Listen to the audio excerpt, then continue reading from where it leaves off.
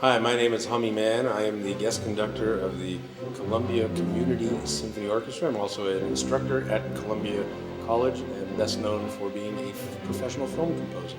So how did you first become a conductor slash composer? I've been doing it for a long time, so my memory's not that good, but when I was much younger, I wrote music from the time I was about 6 years old. And I started out writing songs and little piano pieces, and pretty much discovered film composition when I was in college, because it's a great way, it's one of the careers where it allows you to write every single kind of music under the sun. And that was one of the things that attracted me to film composition. On the way getting to that point, I worked as an orchestrator and conductor on a lot of motion pictures.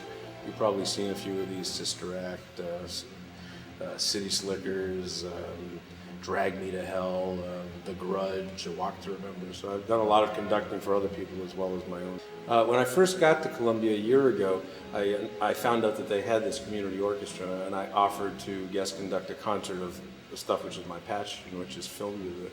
And so they asked me to do that one concert. It was the closing concert of last year. It was very successful, and the musicians had a lot of fun doing it. It's something different than just doing the standard classical repertoire. It has its own very unique challenges, some of the challenges being that it's much more rhythmic and kind of groove-based, which is something very new for most orchestral players. So it's kind of something different that they get to do. And it's funny because sometimes they'll think, film music, and then they come in and they go, oh my God, this stuff's hard. So it's an interesting challenge. And so that's what happened, is that it was successful last year, and I was asked to do another concert this year of film music. So I picked a selection of music that we're currently working on. For me, this is a whole lot more important, a whole lot more interesting, because I find it exciting to be playing brand new music or to be conducting brand new music. And it's music that on some level is a little more accessible than 20th century avant-garde music. Not that there's anything wrong with that, but for most people who are not musicians